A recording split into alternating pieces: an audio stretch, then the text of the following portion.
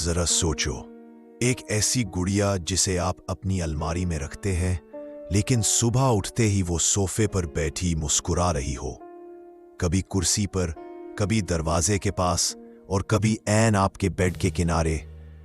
क्या आपने कभी सोचा है कि अगर ये गुड़िया खुद चलती हो तो उसके पीछे कौन सा राज छुपा है? आज हम आपको सुनाने जा रहे हैं एक ऐसी परअसरार और खौफनाक कहानी, पुरानी गुड़िया का खौफनाक राज। ज़ैनब एक हसास और ख्वाबों में खो जाने वाली लड़की थी जो पुरानी चीजों की दीवानी थी। एक दिन शहर के कोने पर एक सुनसान से एंटीक शॉप में उसे एक पुरासरार पुरानी गुड़िया नजर आई, जिसकी आंखें अजीब सी चमक रखती थीं, जैसे वो जिंदा हों। ज़ैनब ने फौरन वो गुड़िया खरीद ली और घर ले आई। शुरू में सब ठीक लग रहा था, मगर रात ढलते ही घर में अनोखे वाकयात शुरू हो गए।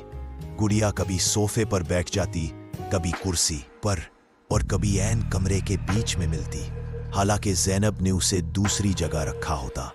दरवाजे खुद ब खुद चरचराने लगे और कभी कभी हल्की हंसी या किसी के कदमों की चाप सुनाई देती। ज़ैनब ने पहले उसे वहम समझा, लेकिन वक्त गुजरता गया तो ये सब ज्यादा खौफनाक होता गया। एक रात उसने ख्वाब में एक नन्ही बच्ची को देखा जो सफेद फराक में गुड़िया के साथ खेल रही थी, लेकिन अचानक वो बच्ची आग की लपेट में आ गई और खौफनाक चीखों के साथ गायब हो गई।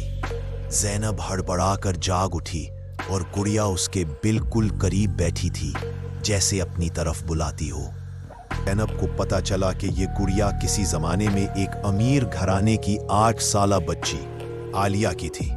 आलिया को अपनी गुड़िया से जुनून की हद तक मोहब्बत थी। जब उनकी हवेली में अचानक आग लगी तो सब लोग बाहर निकल आए, मगर आलिया अपनी गुड़िया को ढूंढने के लिए कमरे में वापस गई और वहीं फंसकर जान दे बैठी। उसका आखिरी लम्हा, उसकी आखिरी ख्वाहिश और उसकी गुड़िया, ये सब एक दूसरे में कैद हो गए। आलिया की रूह अपनी गुड़िया के बगैर सुकून नहीं पा सकी, इसीलिए वो हर उस इंसान के सामने जाहिर होती जो इस गुड़िया को हाथ लगाता, लेकिन वो किसी को नुकसान नहीं पहुंचाती थी। वो सिर्फ अपनी अधूरी कहानी सुनाकर आजाद होना चाहती थी।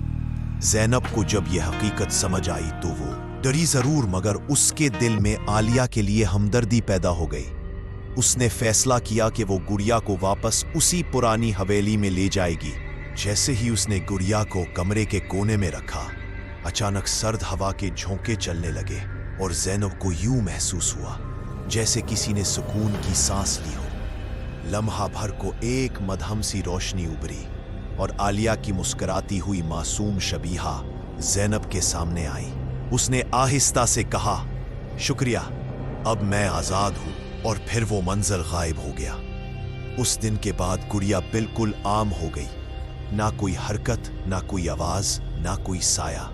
ज़ैनब ने पहली बार गुड़िया को एक खिलौने की तरह महसूस किया, ना कि किसी खौफनाक वजूद की तरह। कहानी का ये अंजाम ज़ैनब के लिए एक मोजज़ा था, क्योंकि उसने सीखा कि बाज़ औक़ात सबसे बड़ी दहशत दरअसल अधूरे जज्बात और टूटे ख्वाब होते हैं, और जब वो पूरे कर दिए जाए तो रूह को सुकून मिल जाता है। दोस्तों, देखा आपने, खौफ की हर तस्वीर के पीछे कभी कभी एक अधूरी कहानी छुपी होती है। आलिया की रूह का दुख इसकी गुड़िया में कैद था, और जब वो आजाद हुई तो सब कुछ बदल गया। यही है इस कहानी का मौजज़ा कि असल दहशत कभी कभी साए या आवाजें नहीं होती, बल्कि टूटे हुए ख्वाब और अधूरी यादें होती हैं। अगर आपको ये कहानी पसंद आई हो तो प्यारे दोस्तों, चैनल को सब्सक्राइब जरूर करें, वीडियो को लाइक करें और अपने दोस्तों के साथ शेयर करना ना भूलें, क्योंकि ऐसी और भी सनसनीखेज और दिलचस्प कहानियां सिर्फ यहीं मिलेंगी। अगली कहानी में फिर मिलेंगे, तब तक ख्याल रखें और याद रखें, कभी कभी पुरानी गुड़िया भी कुछ कहना चाहती है।